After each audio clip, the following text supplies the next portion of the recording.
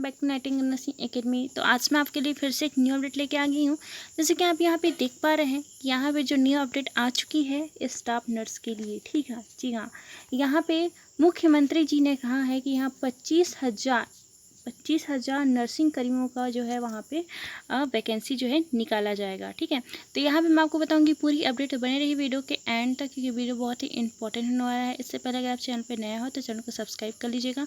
नीचे दिए गए जो रेड कलर का सब्सक्राइब बटन है उसको आपको सब्सक्राइब करना है, साथ में जो बेल आइकन है उसको भी प्रेस करना है, वो भी ऑल पे, ताकि जितनी भी न्यू अपडेट हो आप तक पहुँच सके। क्योंकि इस चैनल पर चाहे वो स्टाफ नर्स की वैकेंसी हो या फिर ESIC की वैकेंसी हो या फिर एम्स की वैकेंसी हो, आपको इस चैनल के थ्रू पूरी अपडेट आपको मिल जाएंगी, ठीक है। तो यहाँ पे हम चलते हैं पूरी अपडेट की ओर। तो यहाँ देख सकते हैं CHC PHC के लिए लेंगे 1,000 डॉक्टर्स एवं 25,000 नर्सिंग कर्मियों की सेवाएं, मुख्यमंत्री जी ने ये कहा है, ठीक है। मतलब 1,000 डॉक्टर रहेंगे और 25,000 नर्सिंग कर्मियों। तो यहाँ पे हम देख लेते हैं। तो जयपुर 16 मई, ठीक है। तो ये आज ही की अपडेट है। मुख्यमंत्री श्री अशोक गहलोत ने कहा है कि गांवों में संक्रमण की तेजी से प्रसार के ध्यान में रखते हुए राज्य सरकार उपचार की पुख्ता व्यवस्था सुनिश्चित कर रखी है। उन्होंने निर्देश दिए गए हैं कि CHC और PHC तक कोविड उपचार की माकूल व्यवस्था सुनिश्चित करने के लिए 25,000 नर्सिंग कर्मियों तथा 1,000 मेडिकल ऑफिसर की अस्थायी आधार पर तत्काल सेवाएं ली जाएं। तो यहाँ पे जो है बहुत सारा कोरोना बढ़ रहा है, ठीक है, गांव-गांव में बहुत सारा फैल जा रहा है। तो उसको कम करने के लिए यहाँ पे मुख्यमंत्री श्री अशोक जी ने कहा है कि 25,000 नर्सिंग कर्मियों और 1,000 मेडिकल ऑफिसर की यहाँ पे सेवाएं ली जाएं, ठीक है। उन्होंने आगामी आवश्यकताओं को ध्यान में रखते हुए ब्लॉक स्तर पर यहाँ पे कोविड कंसल्टेशन एवं कोविड केयर सेंटर के रूप में विकसित CHC में ICU एवं हाई फ्लो ऑक्सीजन के 10 बेड के साथ ही इनमें शिशु गहन चिकित्सा इकाई को भी व्यवस्था करने के निर्देश दिए गए हैं, ठीक है। तो यहाँ पे क्या किया है उन्होंने, ब्लॉक स्तर पर CHC PHC यहाँ पे उन्होंने कोविड कंसल्टेशन सेंटर और कोविड केयर सेंटर के रूप में विकसित करने के लिए कहा है, ठीक है। साथ में ICU और हाई फ्लो ऑक्सीजन की 10 बेड, एटलीस्ट 10 बेड जो है ब्लॉक लेवल पर होना चाहिए। देन श्री गहलोत रविवार रात को वीडियो कॉन्फ्रेंस के माध्यम से कोविड संक्रमण, लॉकडाउन तथा संसाधनों की उपलब्धता सहित अन्य संबंधित विषय पर उच्च स्तरीय समीक्षा कर रहे थे। उन्होंने कहा कि कोविड रोगियों की स्थानीय स्तर पर ही ऑक्सीजन की सुविधा मिल सके, इसके लिए प्रत्येक PHC पर 5 और CHC पर 10 ऑक्सीजन कंसंट्रेटर उपलब्ध कराए जाएं। तो अभी रात को ही क्या हुआ, उन्होंने डिस्कशन किया, कोविड से रिलेटेड और लॉकडाउन से रिलेटेड बात की। तो उन्होंने कहा कि CHC में, ठीक है, CHC में एटलीस्ट 5 और PHC में जो है PHC में 5 और CHC में जो है 10 ऑक्सीजन कंसंट्रेटर उपलब्ध कराए जाएँ। और मुख्यमंत्री ने कहा कि अगर हमारा पूरा जोर इस बात पर होना चाहिए कि कैसे हम ग्रामीणों क्षेत्र में स्वास्थ्य सुविधा की ओर बेहतर करें, ठीक है। श्री गहलोत जी ने कहा कि राज्य सरकार की देशवासियों की इलाज में भारी भरकम खर्च से मुक्ति दिलाने के लिए मुख्यमंत्री चिरंजीवी स्वास्थ्य बीमा योजना प्रारंभ की है, ठीक है। जैसा कि आप सभी जानते हैं कि जो चिरंजीवी स्वास्थ्य बीमा योजना के तहत यहाँ पे फ्री जो है ट्रीटमेंट दिलाई जाती है। उन्होंने अधिकारियों के प्रभावी क्रियान्वयन के लिए एक कंट्रोल रूम स्थापित करने के लिए निर्देश दिए गए हैं। उन्होंने कहा कि कंट्रोल रूम योजना में जुड़ी तमाम शिकायतों पर प्रभावी समाधान सुनिश्चित करें। मतलब ये कंट्रोल रूम बनाया जाएगा, स्थापित करने के निर्देश दिया गया है। अगर कुछ भी प्रॉब्लम आती है तो वहाँ पे समाधान होगा, ठीक है। देन मुख्यमंत्री ने कोविड रोगियों के ब्लैक फंगस के मामले में सामने आए पर चिंता व्यक्त करते हुए कहा कि विशेषज्ञ चिकित्सकों के समूह द्वारा इसके विशेष अध्ययन करवाया जाए। उन्होंने ब्लैक फंगस बीमारी के पैकेज को भी मुख्यमंत्री चिरंजीवी योजना के शामिल करने के निर्देश दिए। मतलब जब अभी आप सभी जान रहे हैं कि जो ब्लैक फंगस है वो आ चुका है, ठीक है।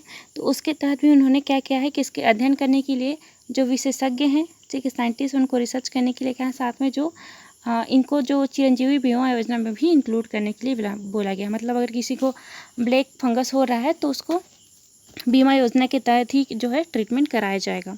साथ में मुख्यमंत्री ने गुजरात में आने वाले समुद्री तूफान के यहाँ पे मद्देनजर रख प्रदेश भर में ऑक्सीजन की आपूर्ति सुचारू रखने और बफर स्टॉक तैयार करने के लिए निर्देश दिए हैं, ठीक है। क्योंकि यहाँ आप सभी को पता होगा कि गुजरात में जो है समुद्री तूफान आ गया है, ठीक है। उन्होंने कहा कि तूफान के तूफान के कारण अस्पताल में बिजली आपूर्ति की व्यवधान नहीं आया है। उन्होंने अस्पताल में विद्युत जनरेटर की वैकल्पिक व्यवस्था करने के लिए निर्देश दिए। साथ ही आपदा प्रबंधन की टीमों की तूफान से संभावित असर वाले क्षेत्र में तैनात किए जाने की हर स्थिति पर नजर रखने के निर्देश दिए हैं।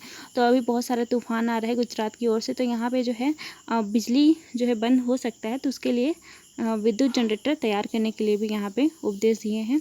साथ में चिकित्सा एवं स्वास्थ्य मंत्री जो है डॉक्टर रघु शर्मा जी ने कहा है कि जिलों में संक्रमण का प्रसार अधिक है, वहाँ पर जांच का दायरा बढ़ाने के लिए भी वहाँ पर प्रयास किया जाए। साथ ही वहाँ दवा किट के वितरण और उपचार की व्यवस्था भी की जाए, मतलब वहाँ दवा और किट जो है वो घर घर पे पहुँचाना चाहिए। एंड चिकित्सा एवं स्वास्थ्य राज्य मंत्री डॉक्टर सुभाष गर्ग ने कहा है कि ग्रामीण क्षेत्रों में संक्रमण को नियंत्रित करने के लिए लॉकडाउन की सख्ती से पालन करवाना है, टेस्टिंग कराना है, ट्रेनिंग पर जोर दिया जाए। ठीक है, उन्होंने सामुदायिक स्वास्थ्य केंद्र पर सुदृढ़ करने के लिए सरकारी प्रयासों के साथ संयोजन लेने की भी सुझाव दिया है। ठीक है, मुख्य सचिव श्री निरंजन आर्य ने गुजरात में से आने वाली जो तूफान है, समुद्री तूफान के कारण